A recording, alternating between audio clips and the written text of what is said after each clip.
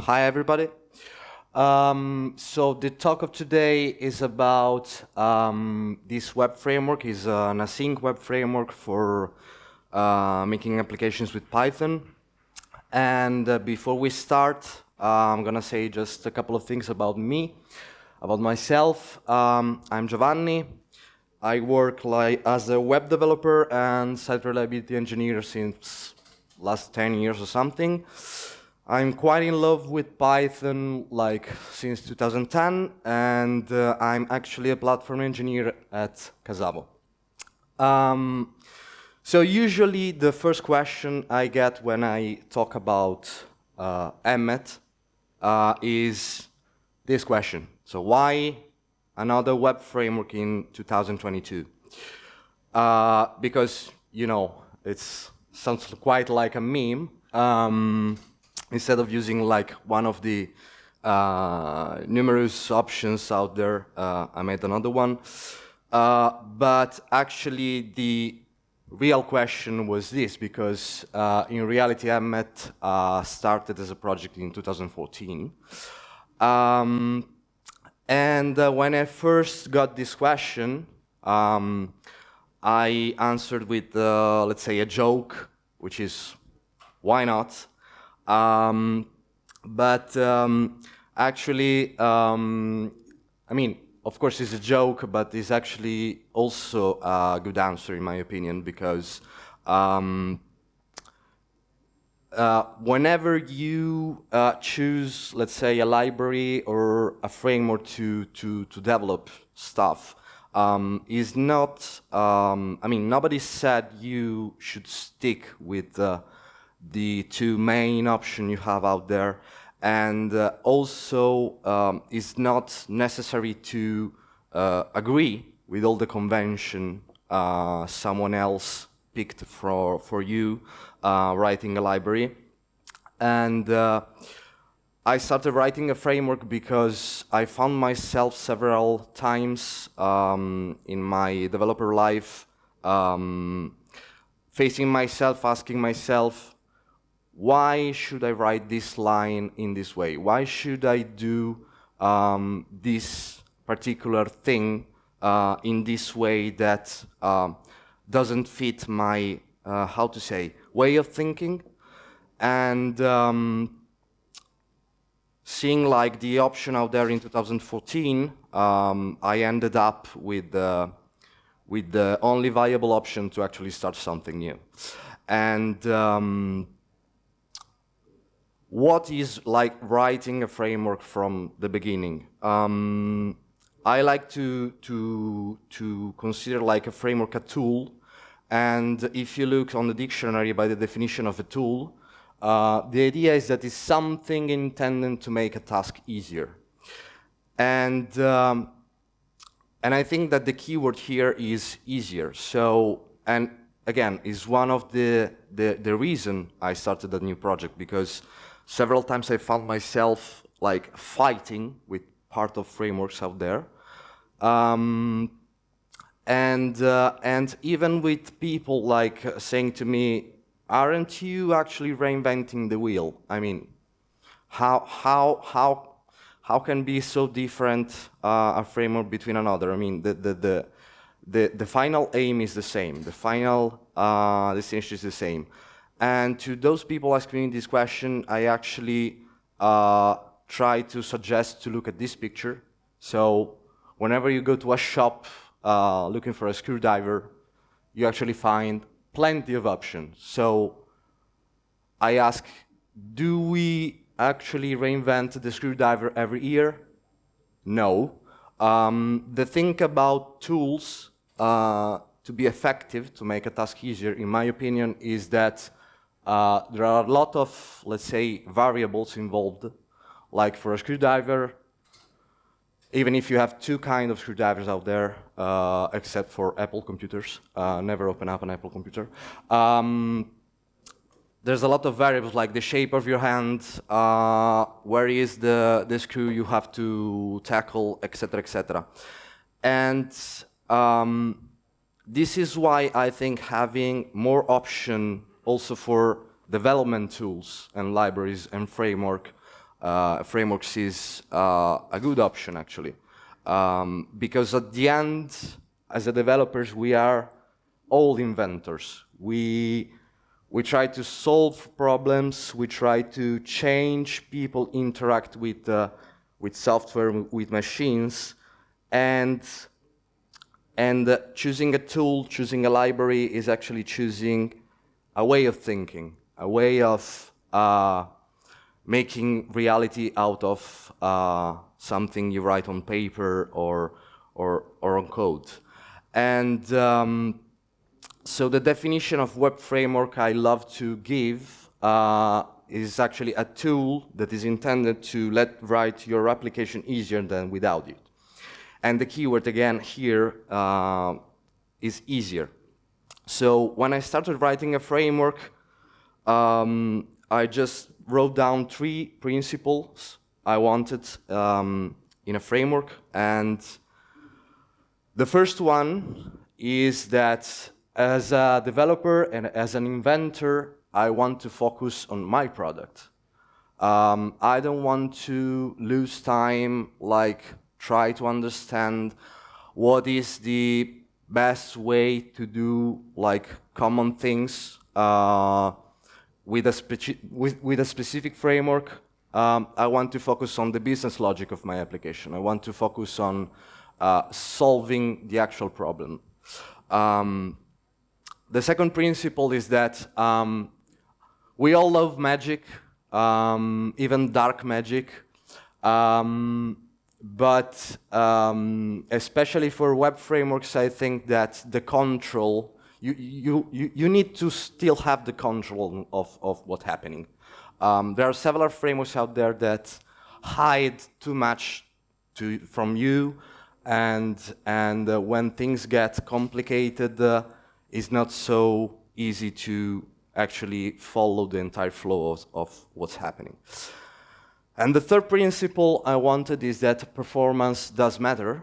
That's probably because as a site reliability, I'm very close to infrastructures, and I think that wasting money on infrastructures and wasting energy for something that can actually cost less, be more optimized, and save. In some cases, save some energy from the planet. I think it's really a good idea. So at the end, the principles on how Emmett was built are these 3 principles. So again, design it with simplicity in mind, provides rich and intuitive APIs without hiding the flow to the developer, and it shouldn't slow down the application of the developer using it. And of course, I wanted something full stack in the sense that I don't want to, every time I bootstrap a project, to, I don't know, look out for 20 dependencies because every time I need like the authentication and the URM and the templating system and et cetera, et cetera. So I wanted something like pip install and you can start out of it. A little bit of history. As I said before, the actual project started in 2014. So the timeline is something about this. I actually made a rebranding, and so the original project and the predecessor of Emmett was WebP. In 2020, I moved from WebP to Emmett because WebP was synchronous, so old school, and Emmett became asynchronous, so it wasn't compatible, backward compatible, and so I changed the package name. And a few numbers. I made something like 100 releases since 2014, and I usually do 2/3 minors per year. So, what's inside Emmett? Quite a lot of stuff, actually. This is just some features included. So obviously we have the routing. There's an ORM. There is a ready-to-go authentication system. There is an internationalization engine, a templating engine. It has support for caching. It has mailer library. Of course, it has utilities for testing, and it has like a few classes to make extensions for it. And even with all of these features, again, one of the principles was that performance actually does matter.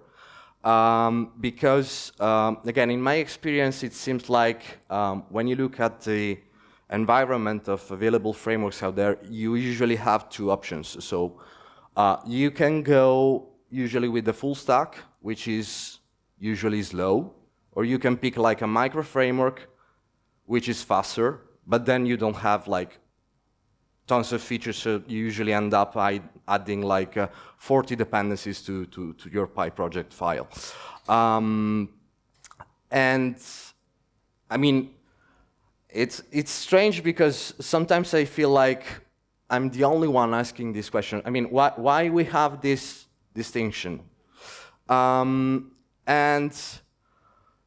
in fact, Emmett, so these are some benchmarks made independently by Tech and Power. It's a project that tests like hundreds and hundreds of web frameworks in several languages.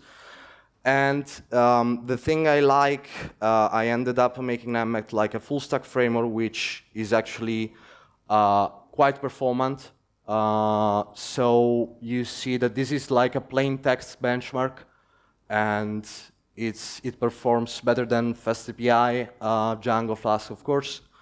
And the JSON is kind of the same, so you can reach, I mean, this test reaches to 200,000 requests per second. So I think the performance is quite good. Saying that, I think you're here to see a bit of how is developing an application with Emmett. And I think this looks quite familiar. It looks quite exactly like Flask, and is actually intended. So the idea was still to have like the simplest possible syntax to actually develop an application. So this is why it looks very familiar to several other frameworks out there. It has a few differences with Flask as you, let's say, go up. I mean, I enjoy decorators, so usually instead of having like methods to return data, you usually have decorators in Emmett, and this is another example with query parameters, pretty straightforward. So you import the request global object and interact with it. So I think you're asking yourself, so how is different? And today I'm gonna show you like a couple of features that I think make Emmett quite unique. And the first one is the pipeline, which of course is a different name for middlewares. So let's say that the idea was to have a way to easily, let's say, distribute your code without repeating yourself. And so in Emmett, the middlewares are actually quite involved in the whole, let's say, application writing, because you have this, let's say, pipeline which is composable, where you put your pipes, which are actually middlewares, and the main difference is that every object you put in your pipeline has a specific flow. So it is named like pipeline because you can imagine it like a real pipeline with flowing water. So you have, let's say, some predefined events, When the requests come, you have like the opening of all the pipes you have in your pipeline. Then, of course, you have your request flowing through these objects, and at the end, you have a closing phase. Again, pipes is a different name for middlewares, but is actually, let's say, an enhanced way to write middleware without, enhancing the code you can recycle in your application. So the typical methods you have following the flow I just showed you are the opening and the closing phase before and after the request arrived. You have the pipe method, which is actually the method you implement as a middleware, and then you have some utilities method like if something went wrong, etc. And so when you write middleware in Emmett, they looks like this. So this is an example for database pipes, so that manage the opening of the connection and the rollback and commit phase. Or this can be like a super stupid, super silly authentication, let's say, pipe that just verifies a header. And the good thing about the pipeline it's that works both on requests and WebSockets. So in Emmett you can define WebSockets and use the same, let's say, middlewares to interact between the two different kind of requests. Why I'm showing this? Because in Emmett you have modules, which is not exactly like blueprints. It's more, let's say, a collector of different routes. And it's quite straightforward, so you can make like an object, which is a module, and attach routes to it. But the thing about modules is that if you combine the modules with the pipelines, you can end up making like a very optimized way to say distribute your codes and having like all the different parts of your application actually having all the pieces together in a single, let's say, flow.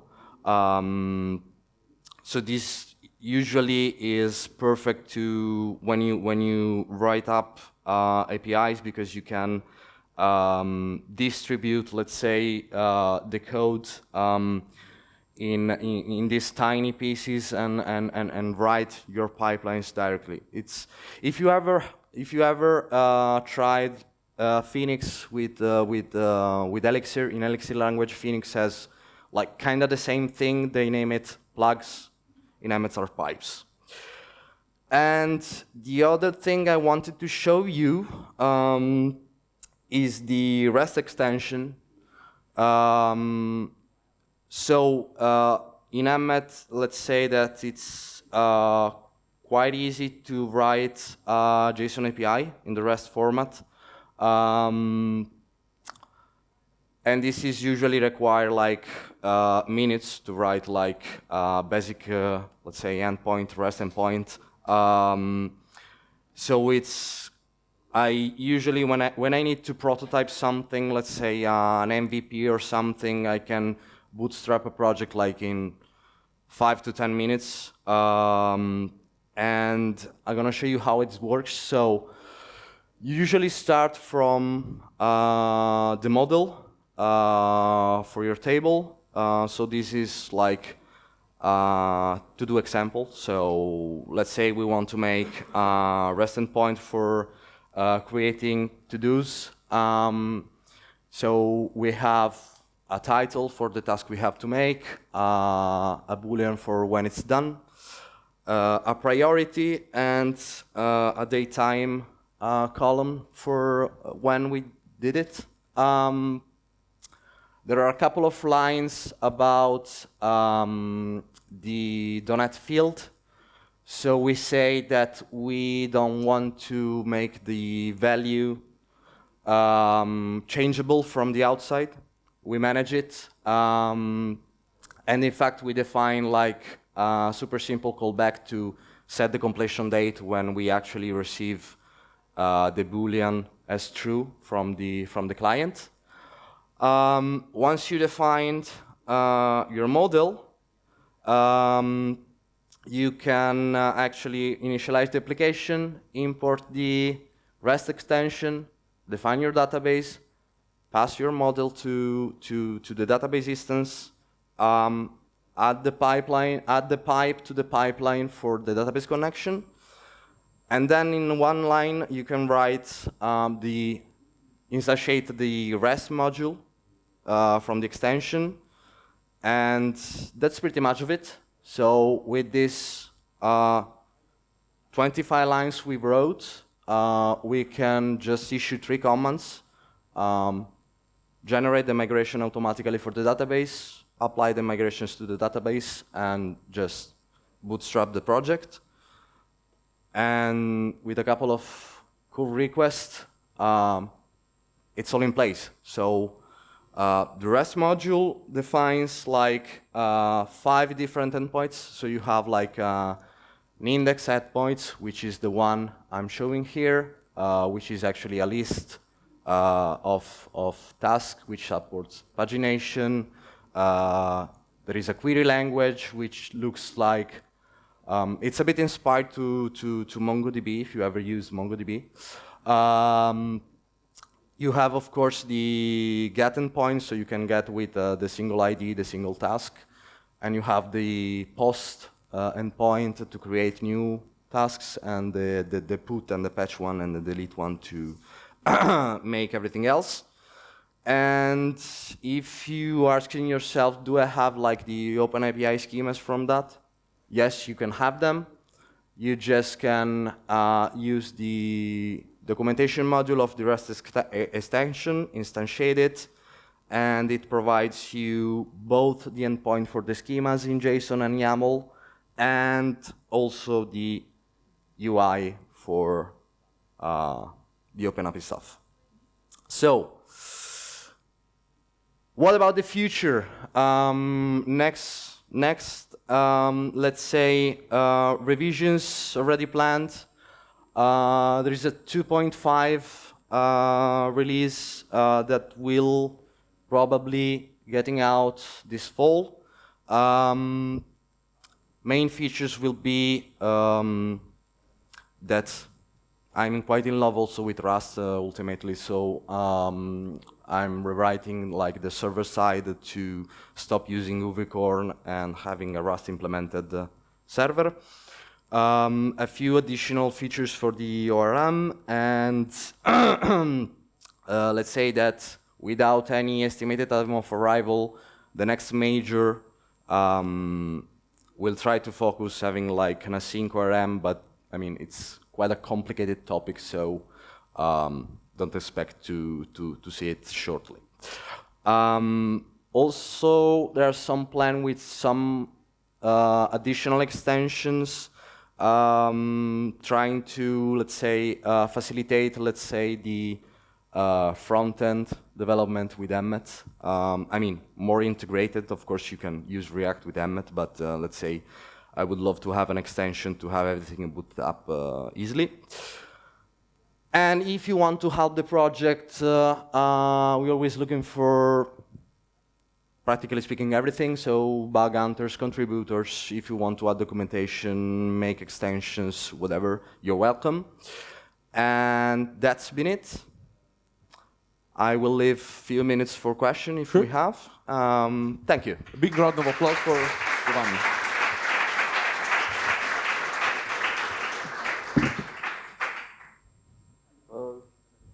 Yeah, sure. Hi, it's very interesting framework. There is some course online about Emmett that we can follow for learn this framework. So no, I had the longly planned.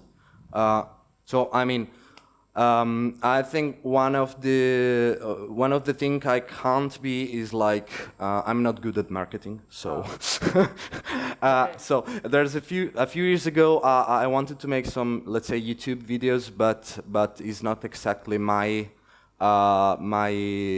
cup of tea, let's say.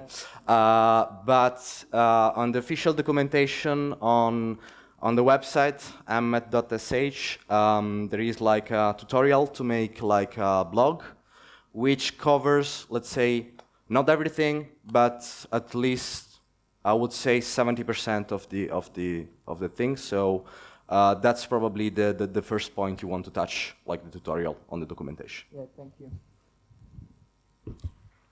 Any other question from the floor? Okay. Thank you, Giovanni. So that's been it. Thank you again.